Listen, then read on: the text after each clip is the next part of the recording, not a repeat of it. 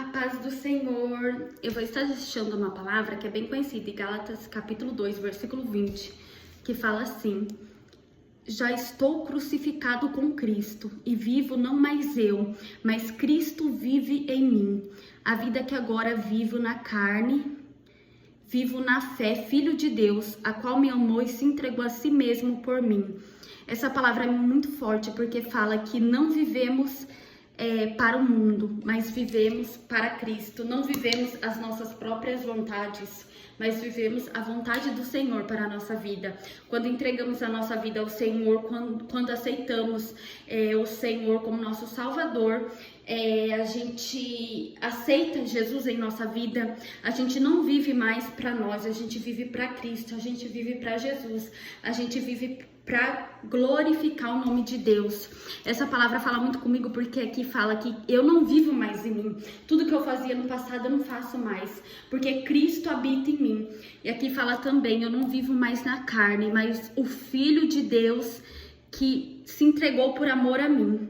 Ou seja, Deus deu o único filho dele para morrer por nós na cruz, que é Jesus, que se entregou por mim, para que hoje estarmos aqui buscando ao Senhor, buscando a presença dele e fazendo a vontade do Espírito e não da carne, para que hoje estamos aqui com vida e fazendo a vontade dele, não vivendo na carne, mas vivendo no Espírito, tendo fé e confiando que ele, Jesus Cristo, morreu por nós para nos dar vida, e a vida com abundância.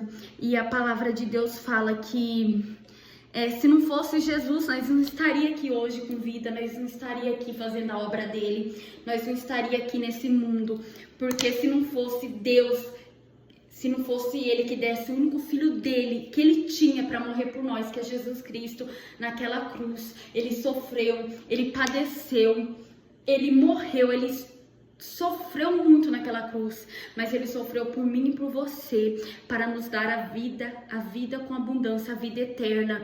Não estamos aqui de passagem, não. Aqui esse mundo pode ser passageiro, mas nós temos que se preocupar com o reino de Deus, o céu, o que será depois dessa terra. Se temos duas escolhas, ou céu ou inferno, então que possamos escolher nossa vida para passarmos uma eternidade com o Senhor no céu, ser salvo desse mundo de pecados, de condenação que vivemos, para viver uma vida na eternidade com o Senhor. E não a partir do momento que a gente entrega a nossa vida para Jesus, a gente tem convicção do que a gente quer para nossa vida. Eu escolho Cristo ou escolho o pecado, ou escolho Cristo ou escolho o mundo, ou escolho Cristo ou escolho o inferno.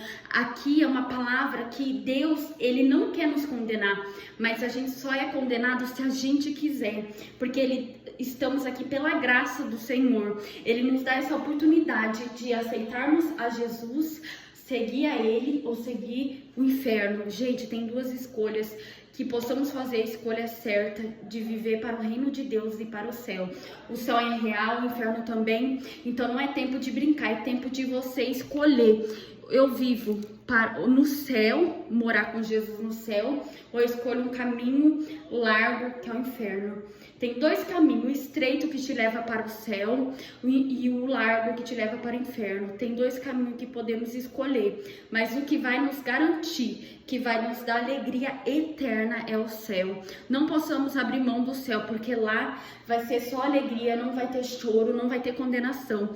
Agora, quem escolhe o inferno vai ser condenado, porque a Bíblia fala que as pessoas vão sofrer, vão gemer, vão gritar, perdão Deus, e não vai dar tempo, porque Deus está dando tempo hoje, oportunidade hoje, para que a pessoa serve ao Senhor e faz a diferença na terra.